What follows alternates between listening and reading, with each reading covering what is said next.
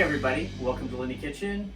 My name is Tony Fraser, and today we're going to be making some cast iron jambalaya. Got all our ingredients right here. Got some cast iron, I'll talk a little bit about that in a second. First, we're going to be making this with sausage. You could use other meats, but sausage is really easy and very tasty.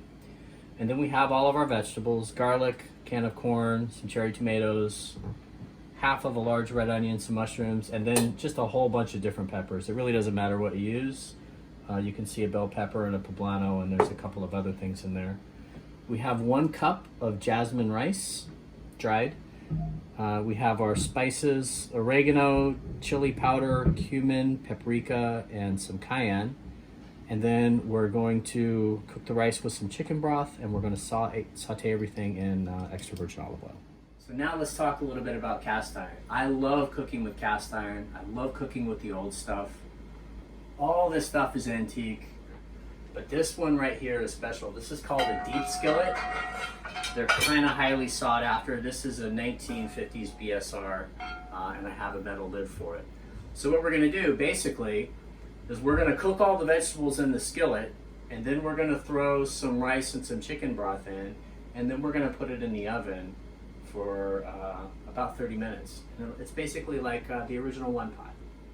Okay, let's start cooking. Throw in some onions and garlic.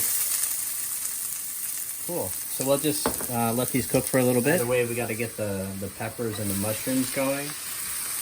The problem with this dish most of the time is just that you end up putting too much in the pan. So what we want to do now is we want to get these things really, really hot, and we want to get that water out of the mushrooms and out of the peppers so that it doesn't take up so much space in the pan. I'm just going to put the lid on, stir it every minute or so. All right, let's take a quick look. It's about time to add the spices. Good. Okay, we're mostly done with the lid. I'm going to go ahead and turn the oven on now and heat it up to 350.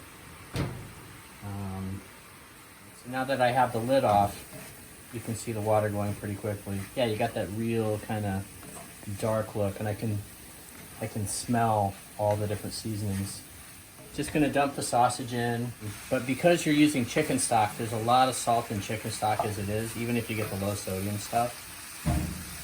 So you really don't need any salt. Okay, so we're just gonna let this cook for a couple of minutes. Now we're gonna add our ingredients that we don't really need to cook. Just throw the corn in there. We'll put the tomatoes in last. We're gonna take this heat down. Actually, I'm gonna turn the heat all the way off. Okay, good.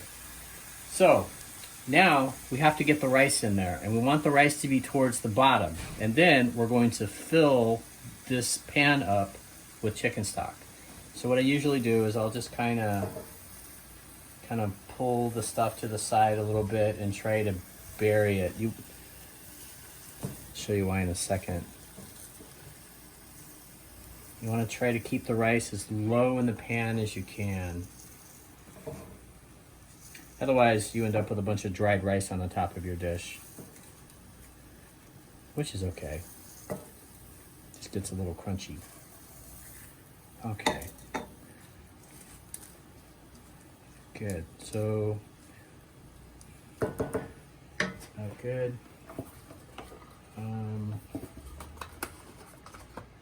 Put in some chicken stock. You want it to be up to about the level of the top of the food, and all of this chicken stock is going to be absorbed. Right, so I can probably go with just a little bit more over there. Yeah, maybe just a little bit more. Yeah, that's about right. Good. So what I'm looking for is I'm looking to see that the rice is basically under the chicken stock. You can use beef stock too if you want. It doesn't really matter. It's all going to taste like jambalaya when this is done anyway. You could probably cook this in water and it wouldn't matter. So the last ingredient is just the roasted tomatoes. Well, they're not roasted yet. They're still raw. I could probably put a little bit more in there. But I'll just kind of poke those down a little bit. Again, trying to make sure that everything is right under that little water line best I can. Okay, so my oven has been preheated. It's about 350 degrees or so. Now I'm just gonna put the lid on it, and now I'll set a timer for about 30 minutes. I'll come in and take a look. As long as the rice kind of expands up to the top of the pan, it's done. Okay, so I just pulled this out of the oven.